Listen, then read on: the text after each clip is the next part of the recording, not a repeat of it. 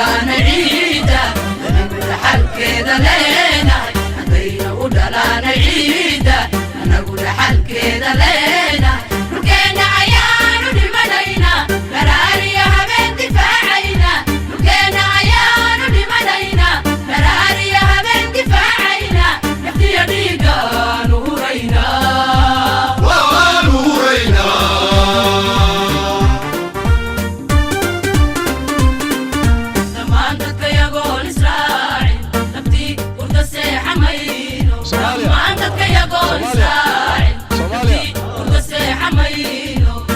سيدك ما بحيلو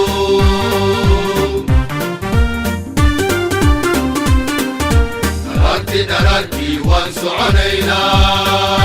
habeenki waanu dhaqaynaa تودي ما يهي شرعيكو لقاق وير البنولينا midnimada wadaada yahay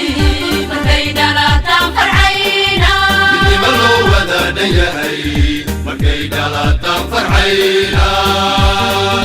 ciidanka sida gaarka u tababaran ee kumaandooska xoogga dalka Soomaaliyeed ee Danab ayaa argagixisada ka saaray deegaanka Yosooman oo qiyaastii 30 kiiloomitir u jira degmada Buulabarde ee gobolka Hiiraan. deegaankan ayay dhawaan argagixisadu ku qarxiyeen 2 baabuur oo ay saarnaayeen dad shacab ah oo safar u ahaa gobolada dhexe. tani ayaa cadeyn u ah in gumaadka argagixisada aanu kala soc lahayn, balse ciidanka ayaa markii halkan ay soo gaadheen waxay sameeyeen baaritaano lagu xaqiijinayo ammaanka si ay dadka shacabka ahi ay badqab ugu maraan wadooyinka deegaanadan. dhinaca kale ciidanka ayaa burburiyey goobihii ay gabaadka ka dhiganayeen maleeshiyaadka iyo horjoogayaasha argagixisada Al-Shabaab, iyagoona haraadigoodii isaga baxsaday goobtan maadaama aanay hor istaagi karin xuduudda ciidanka xoogga dalka Soomaaliyeed. bulshada ku dhaqan deegaankan oo ay argagixisadu dhibaato ku haysay ayaa dareemaya iftiin dawladnimo, waxayna si nabada ku waraabinayaan xoolahoodii iyagoona dhaansanaya biyaha. mid ka mid ah bulshada oo aan amni ahaan u qariyay magaciisa iyo muuqiisa ayaa ii sheegay in argagixisada kala kulmi jireen handadaad, dhac iyo in loo diido in ceelkan biyo ka dhaansadaan ama ay xoolaha ka waraabsadaan, balse hadda ay dareemayaan xorriyad iyo farxad. markaad u kuur gasho xaaladaha deegaankan ayaa dareemaysaa in bulshada halkan ku dhaqan ay isugu darsameen abaarta ka jirta dalka iyo dhaca ay ku hayaan kooxdan arxanlaawayaasha ah. howlgalkan ayaa qayb ka howlgallada guud ee lagu baacsanayo haraadiga argagixisada naflacaariga maleeshiyaadka jihaadiyiinta Al-Shabaab. deegaan kasta ay joogaana kama harayno, meel kasta ay tagaana ugu daba tagaynaa dawladda. Yosooman oo meel muhiim ah isla markaana Al-Shabaab ay ku gumaadi jireen dadka shacabka ah iyo kuwa musaafurka ah ayaa waxaa kala wareegay wiilasha soo majeestayaasha ah ee ciidanka xoogga dalka, dadka deegaanka iyo macwiisleyda. xildhibaan Cabdimaalig oo maalmahaniba ku sugnaa furimaha hore ay ku sugan yihiin ciidamada ayaa soo kormeeray goobihii ay ciidamadu ay kala wareegeen nabadiidka,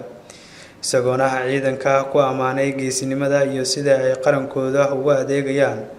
una mahad celisay dadka deegaanka sida ay u soo dhaweeyeen ciidanka iyo macwiisleyda oo aan marnaba la xaqiri karin doorkooda oo ay kaga qayb qaadanayaan dib u xoreynta cadawga Al-Shabaab ee laga saarayo deegaanada hoos yimaada degmada Buulabarde. Cabdifataax Xasan Afrax, gudoomiyihii hore ee gobolka Hiiraan, ayaa sheegay in Al-Shabaab laga sifeeyay Hiiraan meesha jiraana looga daba tagi doono. waa alla mahadiis. waxaan u malaynayaa maantay waxaan joognaa meelihii ugu dambeeyay ee gobolka Hiiraan barigiisa ee argagixisadii laga saaray kuwii gumaaday ummadda Soomaaliyeed. deegaanadii ugu dambeeyay ayaa gacanta dawladda soo galaya, ilaa haddana inta aan ka warqabno meel ay ka joogaan ma laha. waxaan rajaynaynaa insha Allah tacaala in loo gudbo gobolada Shabeellada Dhexe iyo galbeedka Hiiraan, howlgalku halkaas u gudbo. inta kale hadda waa xor alxamdulillah, meel ay ku jiraan ma laha, waana ka sifeyn. taas mahad Ilaahay waaye, waana waxa aan ku mahadinayno Ilaahay, waana sii soconaysaa insha Allah tacaala. deegaan kasta ay joogaana kama harayno, meel kasta ay tagaana ugu daba tagaynaa dawladda. Maxamed Shiine oo ka mid ah maamulka degmada, askar ka tirsan ciidanka xoogga dalka, ayaa ku bogaadiyay in shacabku uu fadhigu uu ka kaco si cadowga loo daba jaro. waxaa ilaahay mahadiisa horta inaan maanta libin taaganahay, libin muuqato oo Soomaaliya oo dhan ay ku tabataysan karto, balse ka dhalinyaro ahaan ka mas'uuliyad ahaan bulshada waxaan u sheegaynaa qaybaheeda kala duwan, kuwa ku hoos jira iyo kuwa hoos u guuxo in far midaysan laga wada noqdo oo kii xataa hoos u guuxo la dhaho alla ilaahay ninkan maanta nabad ma rabe xalow wadaaye hoos u hadlaa dhammaan dadweynaha sharafta leh qaasatan kuwa ku nool gobolka Hiiraan way ku mahadsan yihiin xilliyada adag waqtiga adag ay u soo tulqaateen ilaahay baa mahadle maanta waxaan taaganahay libin muuqato alxamdulillah waa ilaahay baa ku mahadsan dhalinyarada gobolka Hiiraan u dhalatayna waxaan si qaas ahaaneed ugu baraarujinayaa waa taqaaniin gobolkiina dadka ku nool iyo degmooyinkiina tuulooyinkiina xataa kuwa geeleyda way yaqaanaan dadkooda iyo dadka wax u dhibayo dadka wax idin dhibayo waa taqaanaan farkooniyo ku fiiqa sida degmada Buulburto kale ku tabataysada oo qof aan la aqoonatu shax meel ka cabi maago farta la iskugu fiiqayo wabillahi tawfiiq Soomaaliya waa ciidankii xoogga dalka Soomaaliyeed waxaan la dagaalameynaa baryahan qawaariijtii soo bahaysatay oo dhiigga muslimka iyo maalkaba banaysatay Soomaaliya tooso isku tiirsaday hadbakiina taagdaran ee taageera weligiina Sadaam Cabdi Iido oo kamid ah dhalinyarada ku nool degmada Buulaburde kuna sugnaa furunta dagaalka ee Yosooman soona gaarsiiyay ciidanka 10 neef oo ari iyo geel oo u soo wakiishay Mustafa Cabdi Iido ayaa dhalinyarada ugu baaqay in ciidanka la soo garab istaago maanta waxaan joognaa Yosooman waxaan u gurmanay ciidankii deegaanka talaskii xoogga dalka qaybtada 12aad guutada 5aad ururka 41aad iyo 52aad ciidankii naftooda u hore deegaanka waxaan guddoonsiinay xoolo waxaan u geynay 10 neef waxa loo geeyay geel Mustafa Cabdi Iido maanta xitaa 10 neef guddoonsiiyay ciidankaas xoogga ee dhalinyarada deegaanka macawisleyda qaybada kala duwan waqti ay bixiyaan waxaan rajaynayaa inta dhammaan la dhameystiri doono howlgalka waa socoyaa laga soo qayb qaato dhalinyarada odayaasha dhaqanka ganacsatada dadka deegaanka degmada joogo oo ganacsatada ee waa isliideen waa in sidii reer beledin u gurmadeen maanta u soo gurmadaan dadka deegaanka oo kacay gabdhaha ganacsatada banaanka markii laga soo baxan waa ogeen waxay tuuran ciidanka hadaba istaagaano ha garab istaagaano xoolaha ka soo daba qaadaan timirta ka soo daba dhiibaan buskudka ka soo daba dhiibaan hadayna u dhalaan ciida anaguna xalkeeda leenahay hadayna u dhalaan ciida anaguna xalkeeda leenahay dhulkeena ayaanu dhimanaynaa garaariya habeen difaacaynaa dhulkeena ayaanu dhimanaynaa garaariya habeen difaacaynaa naftiya dhiigaanu huraynaa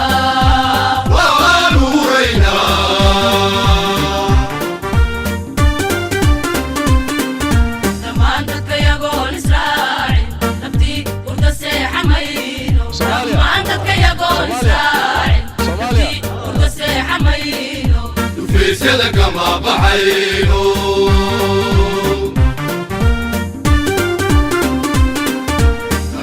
dararkii waan soconaynaa habeenkii waanu dhaqaynaa intuu dhima yahay sharcigu dhaqaaq weerar baan wadaynaa midnimada wadaadha yahay markay dhalataan farxaynaa midnima loo wadaadha yahay markay dhalataan farxaynaa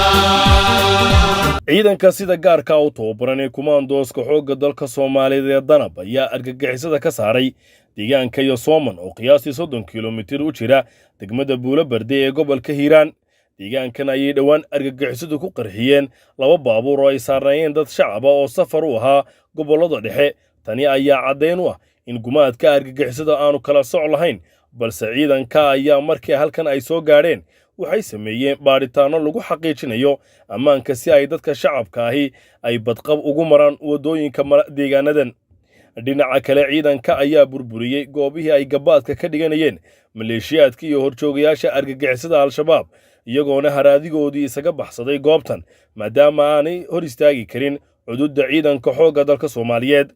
bulshada ku dhaqan deegaankan oo ay argagixisadu dhibaato ku haysay ayaa dareemaya iftiin dawladnimo waxayna si nabada ku waraabinayaan xoolahoodii iyagoona dhaansanaya biyaha mid ka mid ah bulshada oo aan amni ahaan u qariyay magaciisa iyo muuqiisa ayaa ii sheegay in argagixisada kala kulmi jireen handadaad dhac iyo in loo diido in ceelkan biyo ka dhaansadaan ama ay xoolaha ka waraabsadaan balse hadda ay dareemayaan xorriyad iyo farxad markaad u kuur gasho xaaladaha deegaankan ayaa dareemaysaa in bulshada halkan ku dhaqan ay isugu darsameen abaarta ka jirta dalka iyo dhaca ay ku hayaan kooxdan arxalaawayaasha ah